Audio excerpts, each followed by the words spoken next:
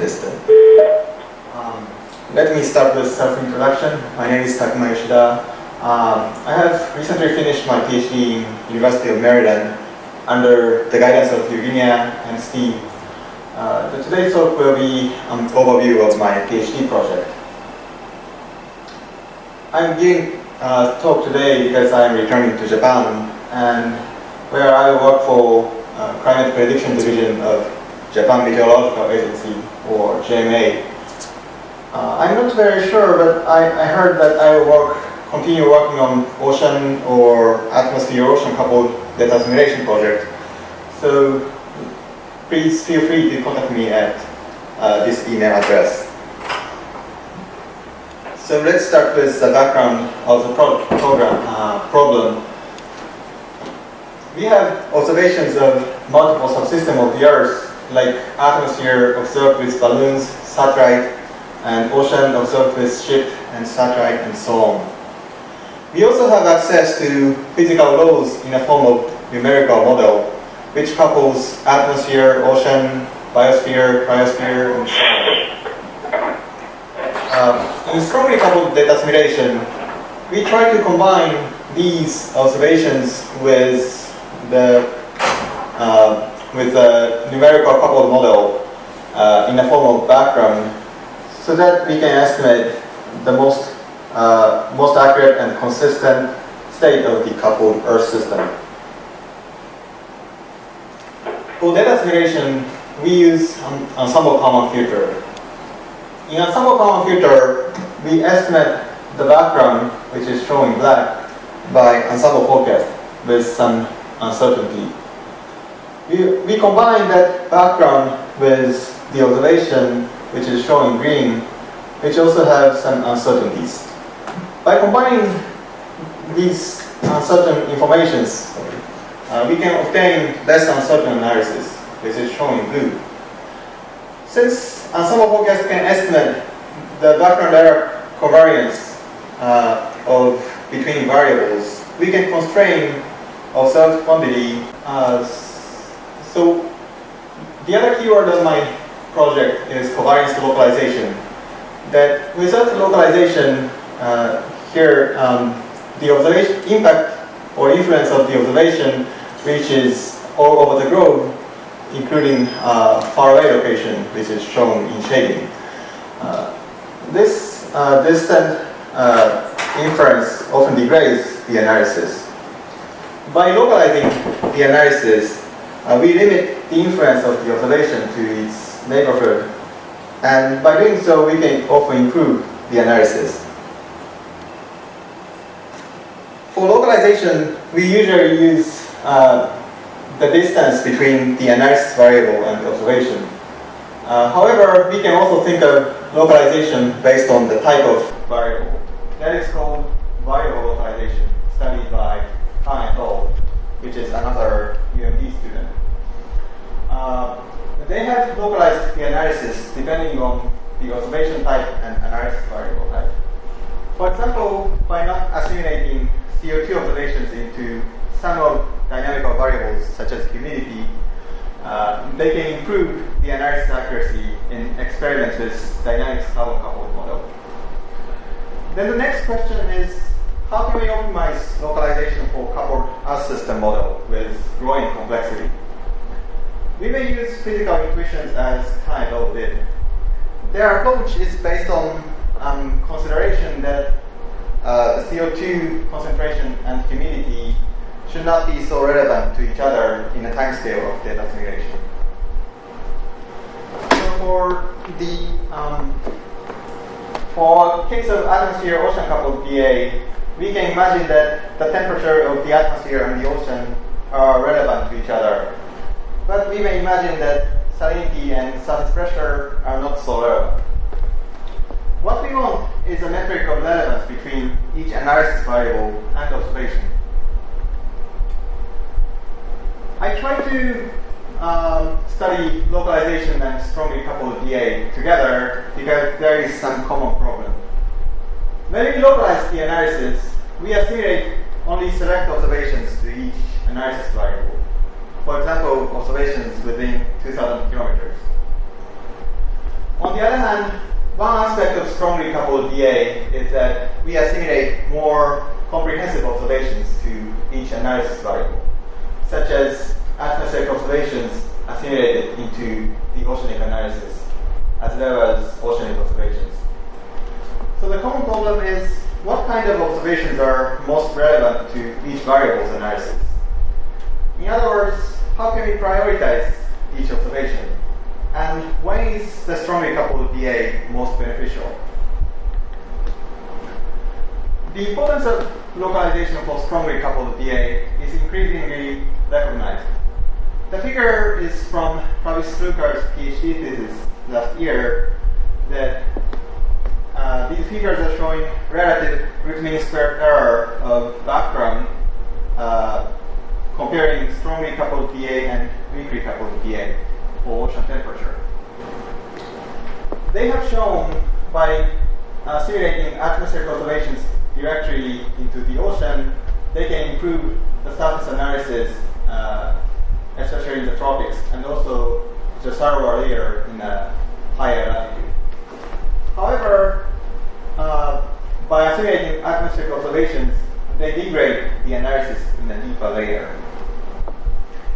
So they have concluded using vertical and variable localization is vital for strongly coupled DA when we are using a limited ensemble size.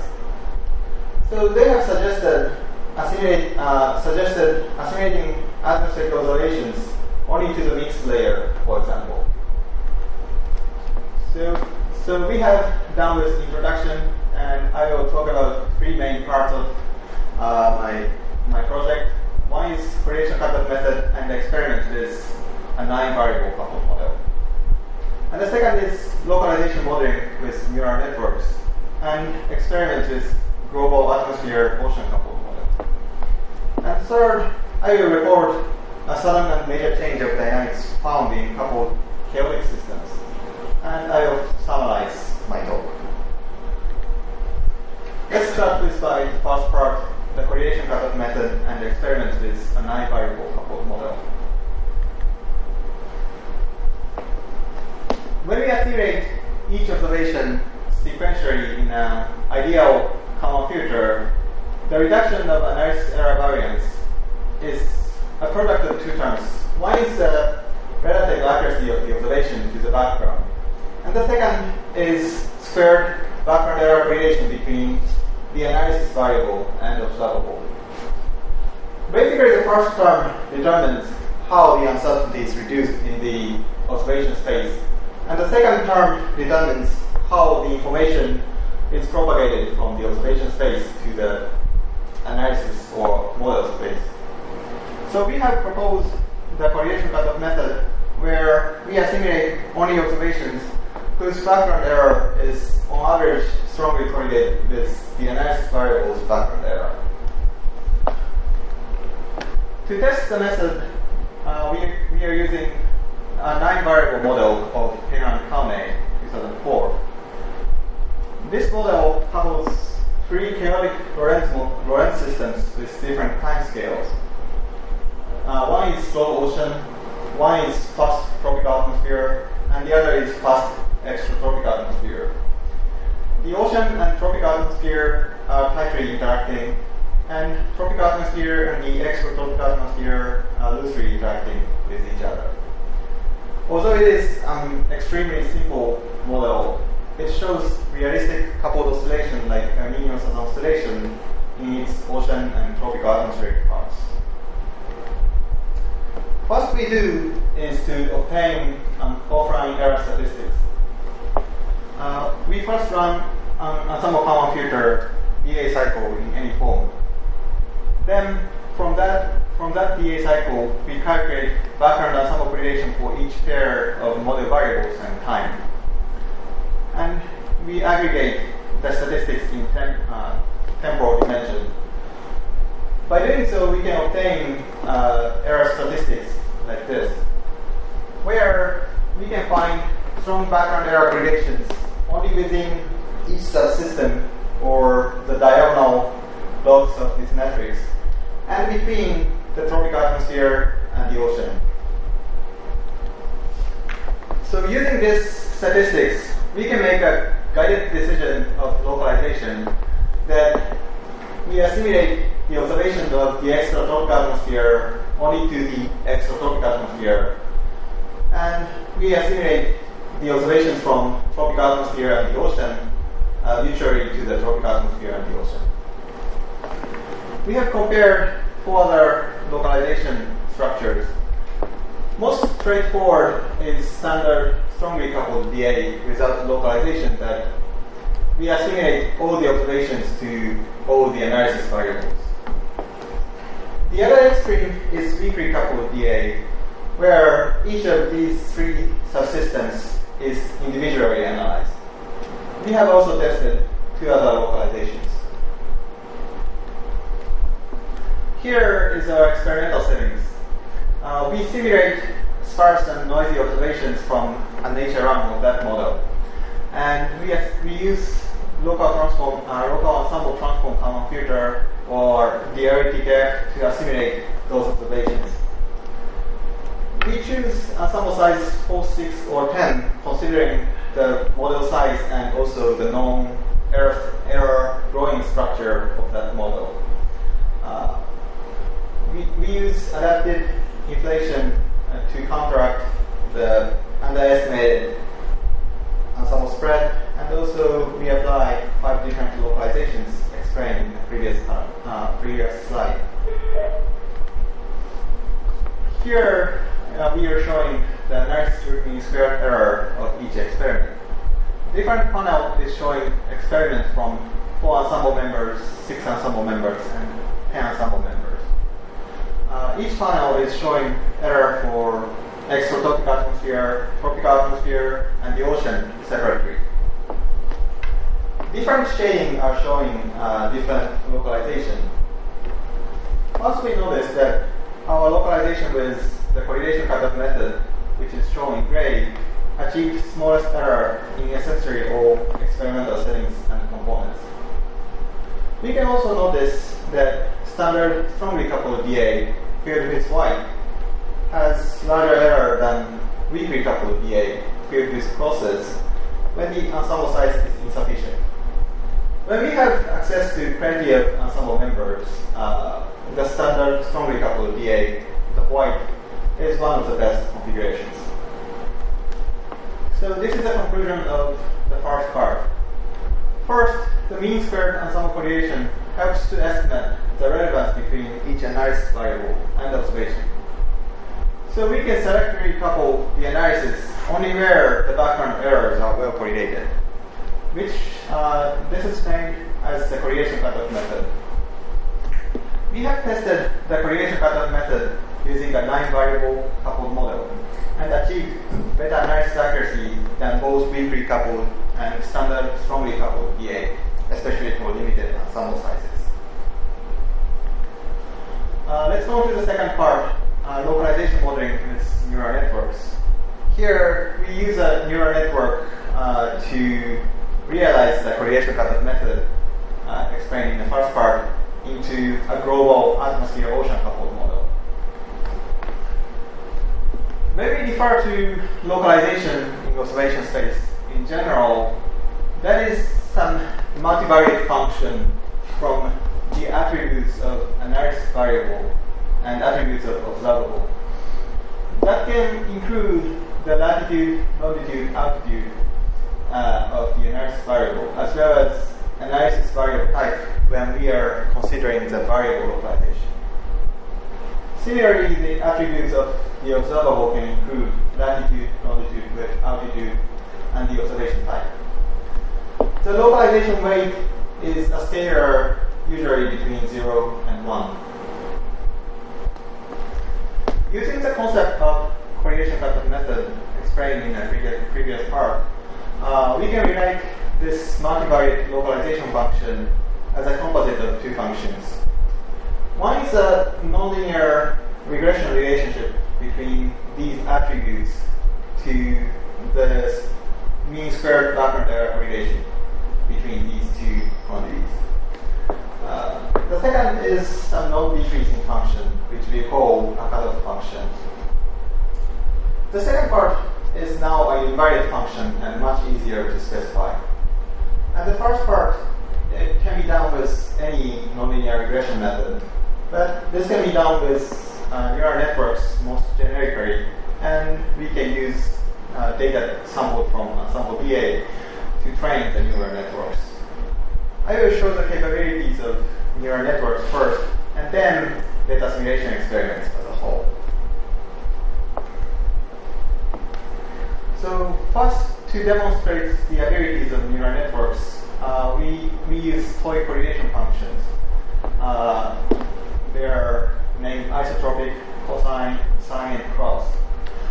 Each function maps the relative horizontal rotation x and y to the correlation.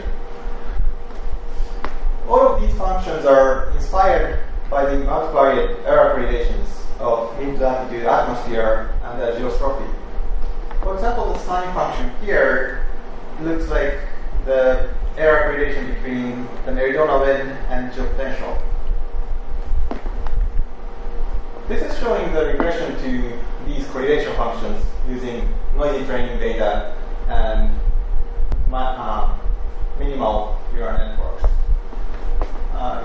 Each row is showing different generating function, isotropic, cosine, sine, cross, and each column is showing the generating functions for the truths and regression with neural networks with different predictors, x, y, r theta, and r cosine and sine theta.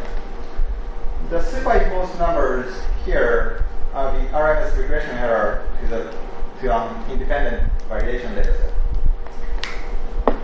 We first noticed that the regression with R, which is an incomplete set of predictors, we cannot reproduce.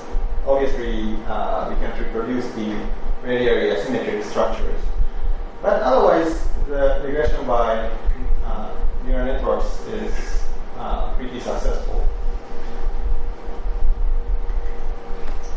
Next, we apply these neural networks to the error statistics of global atmosphere ocean model, which is named Fast Ocean Atmosphere Model, or FOAM. FOAM is a low-resolution model which is affordable that resolves 15 wave numbers in the atmosphere and 128 times 128 grids in the ocean. In addition to the atmosphere and the ocean, it also resolves the simple processes of sea ice, land, and rivers. Although it is efficiently implemented, it can reproduce realistic climatology and decent natural variabilities of interest, including El Niño oscillation, which naturally appears in a long integration of that particular model. So we fit the error statistics of FOAM LETK. To generate the training data, we first run 1 year weakly coupled LETK, which we call offline cycle. And from that offline cycle, we sample 8 million training data for each pair of analysis variable and observation type. There are 10 types of analysis variables and observations here in our experiment. Surface pressure, temperature, humidity, UMB even from the atmosphere, and pressure anomaly at the top, temperature, salinity, and UMB current from the ocean.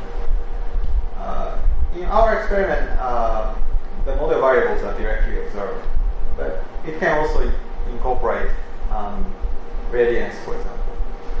So there are 100 combinations of analysis variable type and observation type. For each of 100 combinations, we train a 2-layer neural network which maps 4 predictors to 1 predictant. The predictors are horizontal distance, analysis level, observation level, and analysis latitude. The analysis latitude is included to incorporate different dynamics in the mid-latitude and tropics. The predictant is background error correlation for its squared number. The spread error correlation is used for the correlation cutoff method, but we also show regression to raw error correlation for demonstration. So this video is showing the background error correlation reproduced by neural network as a function of horizontal distance and analysis level. This is a proxy to analysis sensitivity to an observation. When we change the observation level, we can see that the analysis level that is sensitive to that observation varies accordingly.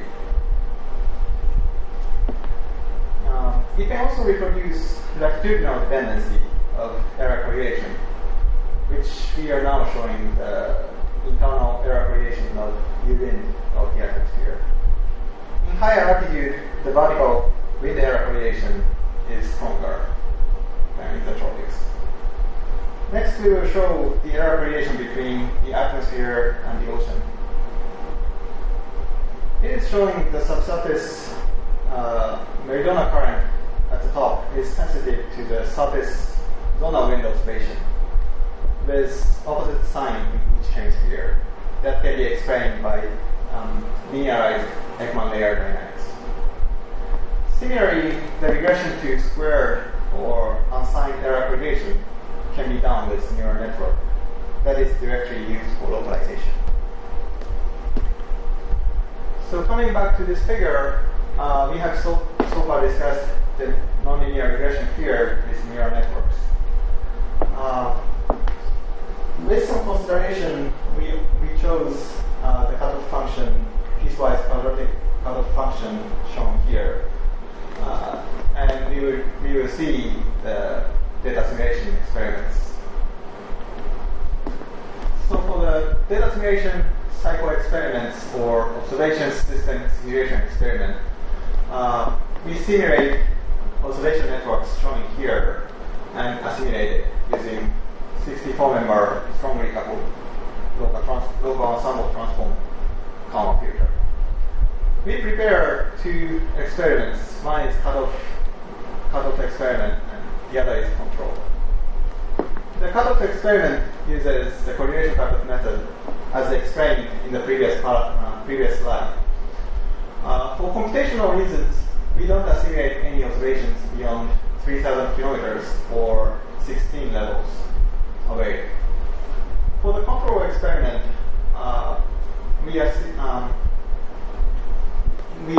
we use a distance-dependent localization that is manually tuned.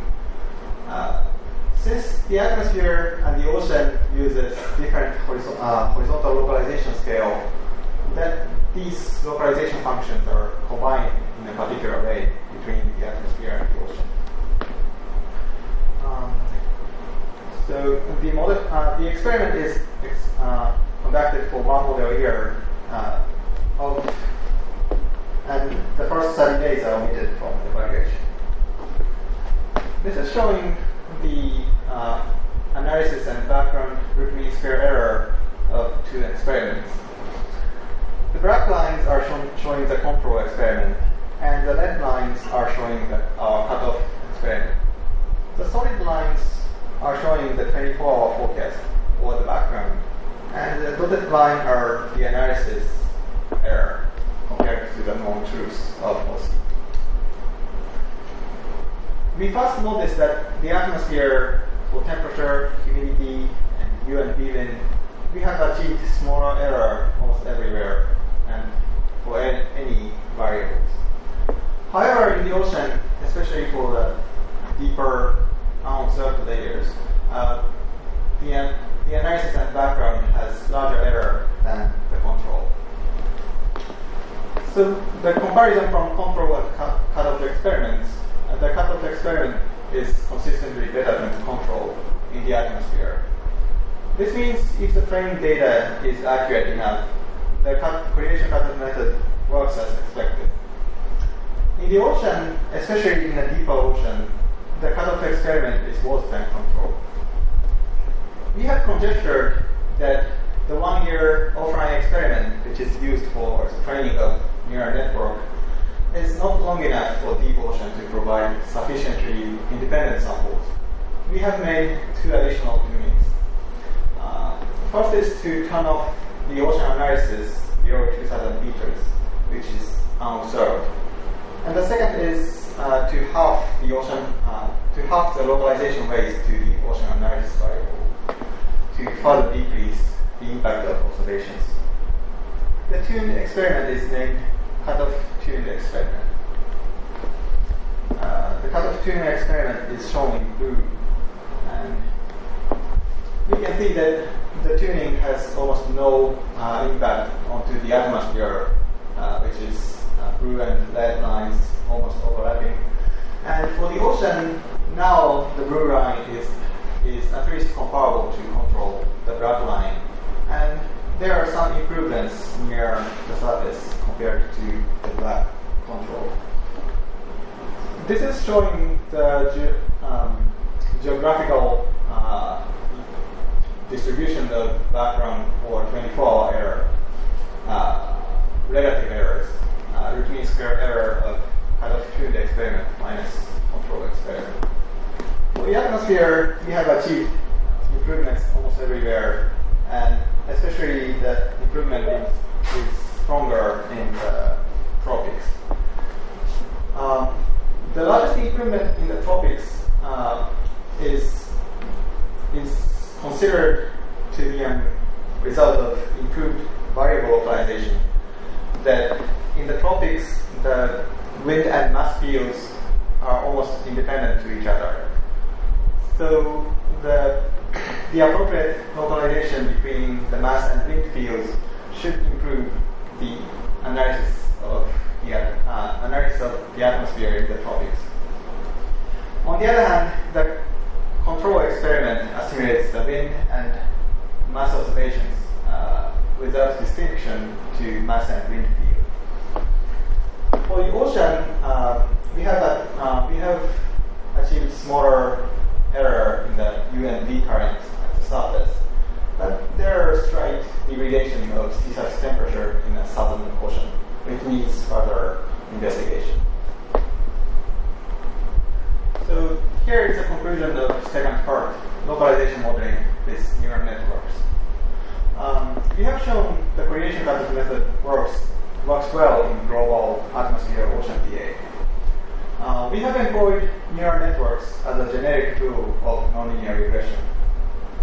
We have obtained substantial improvement in the atmosphere for every level and variables.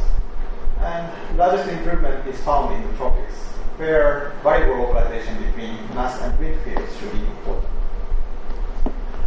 We needed some tuning for internal ocean, possibly because its time scale is longer than the offline experiment used for training of neural network.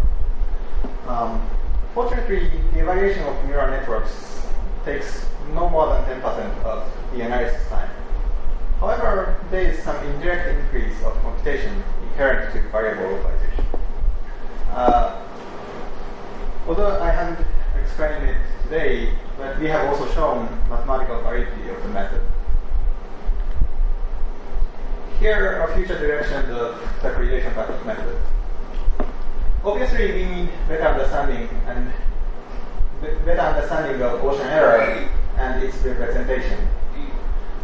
We can combine the correlation cutoff method with tuned distance-dependent localization, or we may use longer data simulation cycle for sampling and training data. It is also suggested that we may somehow detect the unreliable statistics used in the training. The second direction is more thorough experiments with smaller models. That includes better cutoff exploration of better cutoff function and the theoretically optimum cutoff function, and also the dynamical balance of localized analysis, and iterated for online update of localization function. Finally, the ultimate goal is to apply the correlation cutoff method to more realistic configurations and assess the models beyond the atmosphere and the ocean. So let's go on to the third part, sudden and major change of dynamics found in coupled chaotic systems. A keyword of this chapter is reactant to exponents. That the atmosphere and the ocean are said to be chaotic when small errors in the initial conditions will grow exponentially in time. Reactant to exponents are the long-term average growth rate or decay rate of these errors to the first order. Chaotic dynamical systems have positive reactant to exponents, and the reactant to exponents can be estimated by numerical methods. For this part, we use ENSO-type model, 6-variable model of Pinner Carney, which is similar to the 9-variable model used in the first part. The coupled model has two subsystems. One is the fast tropical atmosphere, and the other is slow ocean. For each subsystem, the 3 variable represents a different variable of chaotic convective fluid. The x variable represents rotational convective motion in 2-dimensional vertical and horizontal. And the y variable represents horizontal temperature difference between ascending and descending currents. And the d variable represents vertical temperature distortion from linear structure. So in this coupled system, the 2 convective motion terms and 2 pairs of thermal gradients terms, y and t, are coupled respectively. This resembles the tropical atmosphere-ocean system, that the atmosphere and the ocean interchanges thermal flux as well as momentum fluxes. The original coupled model is coupled through the terms including alpha, which is originally equal to 1.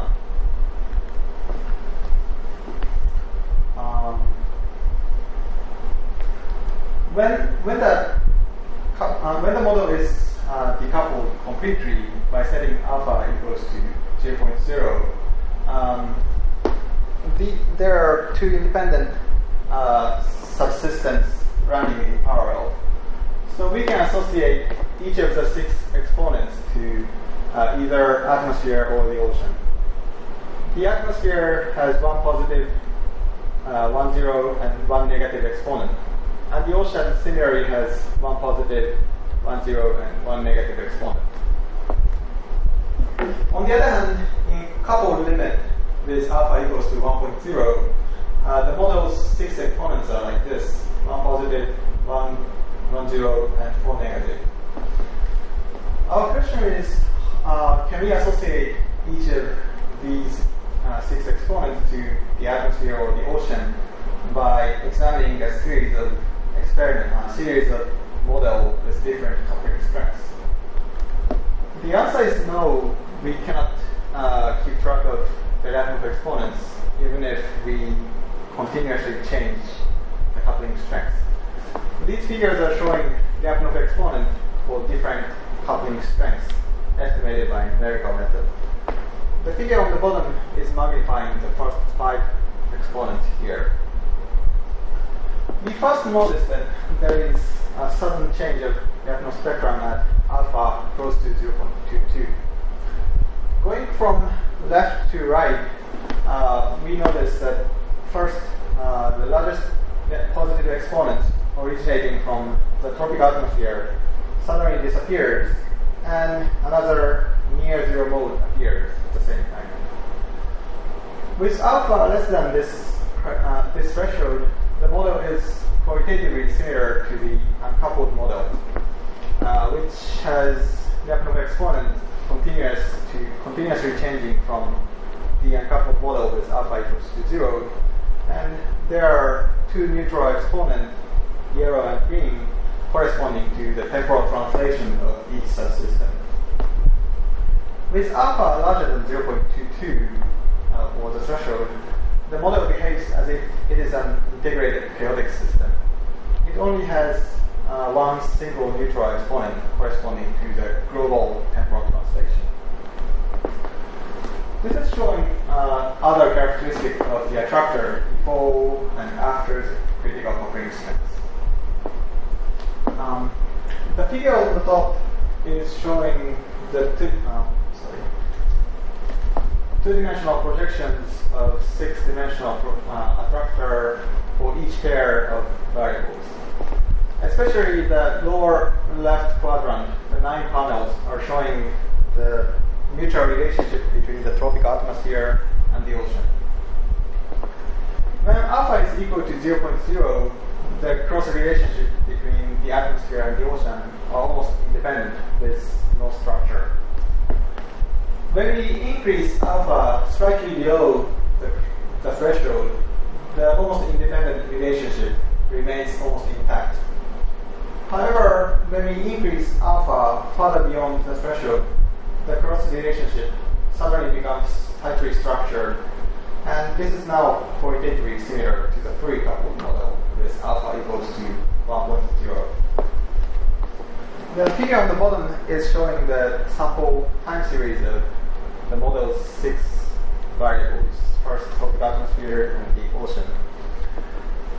Again, the time series of alpha equals 0.0 and 0.2 are qualitatively similar. But after when we increase alpha further beyond the threshold, the tropical atmosphere suddenly loses the large amplitude, and it is now synchronized with the ocean. The phase is synchronized, although it is hard to see. When we further increase alpha to 1.0, the tropical atmosphere gradually gains some amplitude. So here is implication of our finding in coupled system. There are few parameter applications, and we cannot trace reactant exponents even if we continuously change the coupling strength. This behavior is similar to the synchronization of chaos observed for coupled dynamical systems with similar time scales. Our finding physically means that coupling can qualitatively stabilize some modes and also destabilize in some other systems, maybe.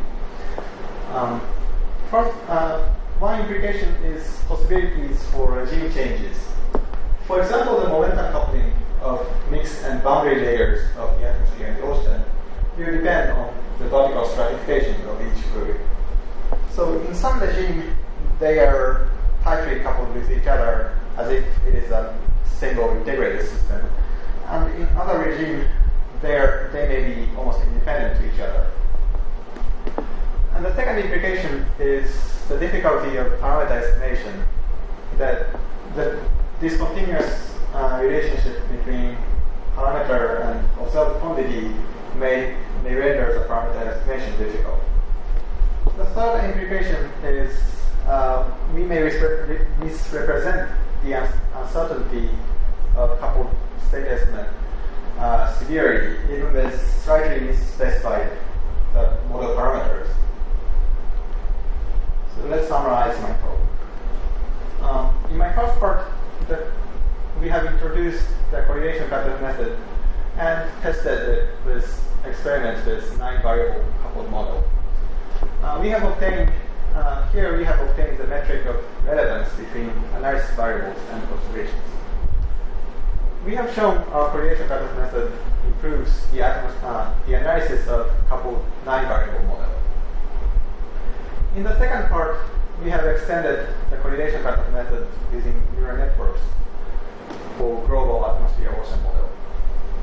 The neural network enabled the implementation of the correlation pattern method to global atmosphere-ocean system with realistic computation cost. Without any regression method, it is almost impossible to save the error statistics between every observation and every analysis variable. Our proof of concept experiments showed improved atmospheric analysis, especially in the tropics. We have made tunings to the ocean analysis, and we have also made suggestions for further improvement.